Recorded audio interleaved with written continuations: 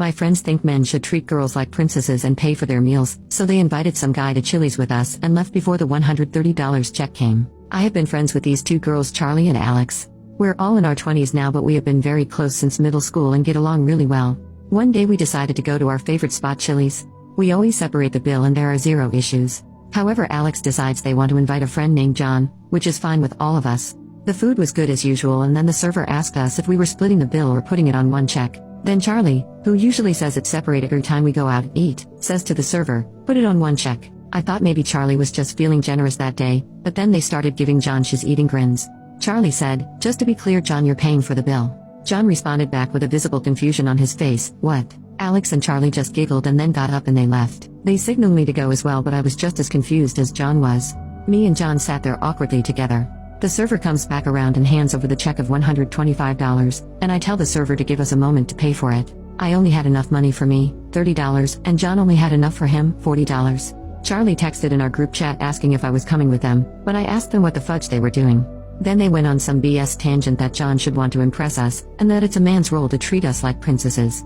I thought they were joking, but they were dead serious. And upon me going outside to physically confront them, they were serious. Because they left me and John with no ride and the whole tab to pay for. I called my dad and asked if he could spare me $60, and that he could just cut off my allowance for 2 weeks. I explained the situation to him, and he agreed with Alex and Charlie over me, and said that this is John's problem now, not mine. It was like a scene out of a movie and I was in complete disbelief. I explained the situation to the server, who was super cool, and said if we couldn't come up with the money now, they would just leave a number and they can charge me tomorrow. Out of one last-ditch effort, I called my uncle for the money, and he immediately understood and sent me the money, and he even said he would be there to pick me and John up. So I paid the bill and I apologized heavily to John about the entire situation, but he was actually really chill and super grateful for what I was doing because he only had $40 from his birthday money. $40 of birthday money that he decided to spend with his so-called friends. I get a text from Alex in the group chat asking if John paid for the bill. I said that I paid for it instead, and they got mad at me. Then my dad asked what had happened. I told him the truth about his brother helping me pay for it, and he got mad at me too. Do I live in the Twilight Zone? Am I crazy for not wanting to ruin a friend's life over Chili's? Anyways, after Alex saying, "I'm just not going to invite guys to our plans anymore," I left the group chat and blocked both Alex and Charlie. John also cut ties with them, and we have started talking more and more, and we sometimes play video games together. Anyways, the moral of the story is, you think you know someone until their true colors show. Edit. I should probably empathize that John and I didn't even know each other before this happened. Yes, I am 20 and still get a $50 weekly allowance. I am actively looking for work. Some of you guys are antagonizing my dad but yet want to act like mine for not working.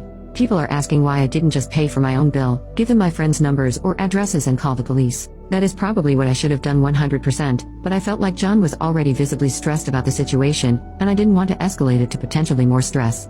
I was thinking about John's well-being above everything, and having someone else cover the rest of the money was the easiest solution for me. Update. John and I still play video games online a lot together and have been dabbling in a new game as well. He's actually a very funny guy who is open about his feelings. If we continue to connect this well, I may ask him on a proper date this go around. Through some casual friends, I learned that Alex and Charlie think I'm overreacting in the same BS as before, and that John should have wanted to impress us, and that John should have had more money knowing he was going out to eat with 3 girls. What a shocker.